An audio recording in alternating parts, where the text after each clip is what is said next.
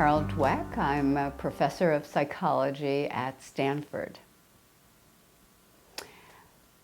Teaching is an incredible profession, but something you may not know is that almost everything you say sends a message to your students. Your students are hearing you say either, I'm going to test you and evaluate you, I'm evaluating how smart you are, or they're hearing you say, I'm here to collaborate with you and help you develop your intelligence. In other words, you are teaching them a mindset. What we find in our research is that some students come to believe their intelligence is just fixed and gets judged by people. These students don't want to take on challenges. What if I don't look smart? They don't persist well in the face of difficulty because effort and setbacks make them feel dumb. But other students have a growth mindset. They understand that their abilities can be developed through their hard work, their good strategies, good instruction. They don't think everyone's the same, but they understand that they can get smarter over time. The messages we send to students can affect this mindset. For example, our research has shown that when you praise students' intelligence, you're actually putting them into a fixed mindset and making them vulnerable, rather than increasing their confidence or giving them the boost they need. Praising their intelligence makes them feel, whoa, I better not do anything that makes me look dumb. So they stay away from challenges and they give up more easily when things get difficult. So what can teachers do instead? We have found that praising the process kids engage in is so much more effective.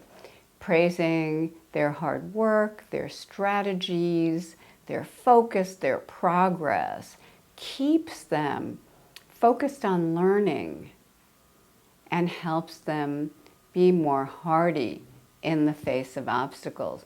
So the praise we give is tremendously important. We've also found that putting in certain phrases like not yet or yet can really boost students' motivation. So if a student says, I'm not a math person yet, I can't do this yet, and it means that with your guidance, they will continue on their learning trajectory and get there eventually. It puts their fixed mindset statement into a growth mindset context of learning over time. We have also found in our research that we can teach students a growth mindset directly, and that this is very effective. We teach students that every time they take on hard tasks and stick to them, the neurons in their brain form new or stronger connections, and over time, they can actually grow their intellectual abilities.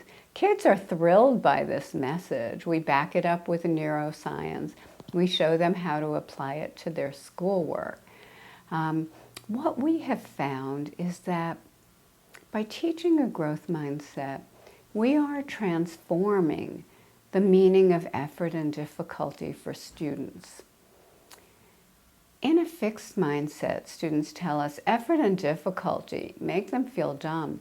But in a growth mindset, that's when their neurons are firing and growing, and that's when their brain is getting smarter. I think you can feel that dramatic difference.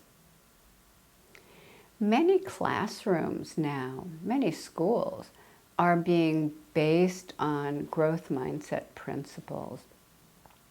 And many of these classrooms and schools are seeing enormous gains for students. Some of these schools, which have been chronically underperforming, are now performing at the top level. So it's really exciting to see this happen. A key ingredient, though, is not just the student's mindset. And not just the teacher's mindset about the students believing in their capacity for growth. It's the teacher's mindset about him or herself. Teaching is an incredibly difficult profession. If people go into it thinking, a good teacher is born, you have to come with these skills and abilities, and things go wrong, they may doubt themselves and give up. But if teachers understand that it's a lifelong process of learning, that you become a better and better teacher over time by struggling with difficulty, by collaborating with other teachers, then they're in there for the long haul. The young teachers who film themselves and watch the painful process every night and then revise on the basis of what they've seen, the ones who set small goals for their students but reward the progress over time, the ones who are constantly learning are the ones who are so much more satisfied with their careers as teachers and are seeing so much more wonderful results in their students.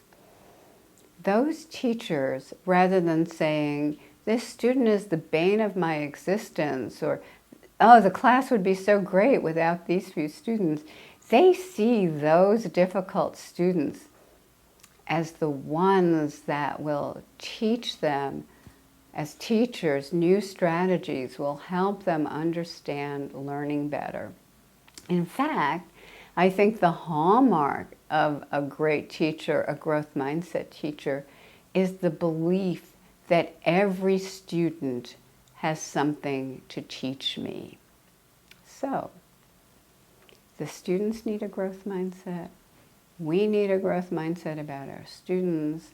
And maybe most of all, we need a growth mindset about ourselves.